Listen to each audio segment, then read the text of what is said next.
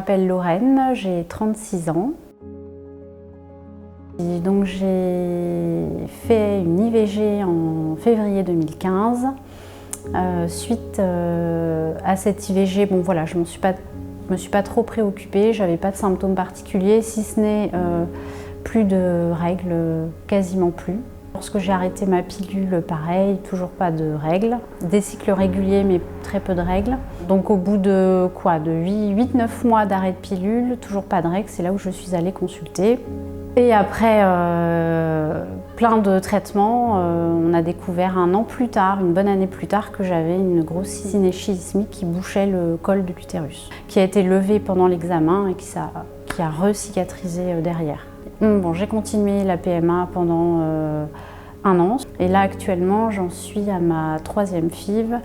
Une opération d'ablation des synéchies en juin 2020 et une autre en décembre 2020 car pareil, voilà, les transferts ne fonctionnaient pas. Entre les transferts, si vous voulez, je faisais des hystérosonographies pour vérifier que la cavité n'était pas trop collée ou bref, que la cavité était de forme normale, ce qui n'était pas le cas.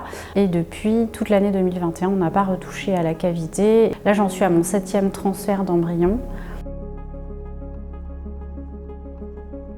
Sur ces 4 ans-là, j'ai essayé l'acupuncture avant le transfert, après le transfert, en préparation les mois d'avant.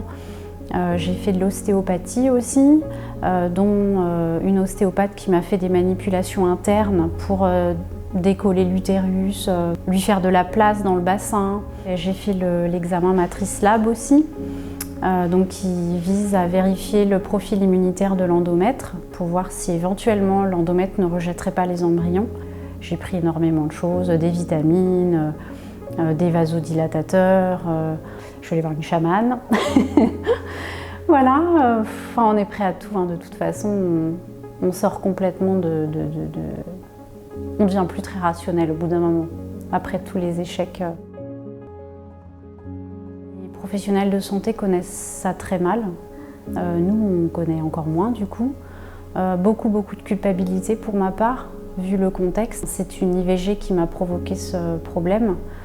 Et une IVG, c'est volontaire entre guillemets, donc beaucoup de culpabilité, beaucoup d'inquiétude aussi parce que finalement tout ce qui se passe dans la cavité utérine, on ne le voit pas, on ne sait pas ce qui s'y passe. Moi j'ai eu beaucoup de mal à comprendre ce que ça signifiait vraiment une synéchie, les impacts que ça pouvait avoir.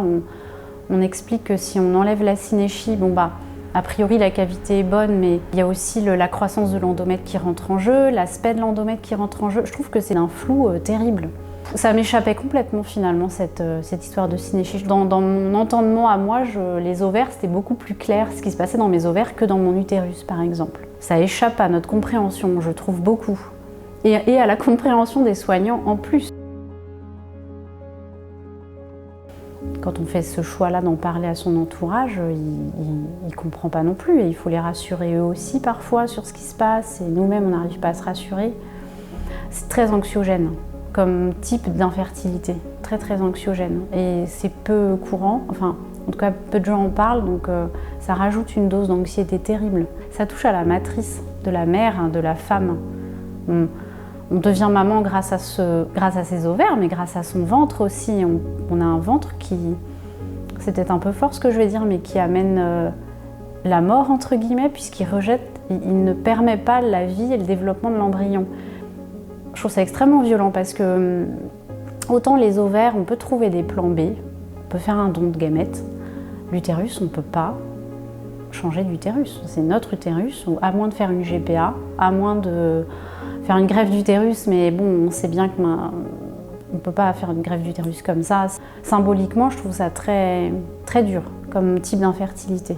Après, je sais pas, je veux pas me mettre à la place des femmes qui ont des insuffisances ovariennes, parce que c'est aussi très dur et c'est un autre deuil à faire, les gamètes. Mais moi, je la vis très mal, cette infertilité de synéchie. Je trouve que ça touche à un organe très... je sais pas, très important. Quand on a des synéchies, vu que c'est peu courant, bien se documenter, bien se faire accompagner. Parler avec des femmes pour qui ça a fonctionné aussi, pour garder le moral, pour garder confiance, garder espoir. Voilà, mais surtout bien se faire accompagner. Voilà, vraiment, je crois que c'est la clé.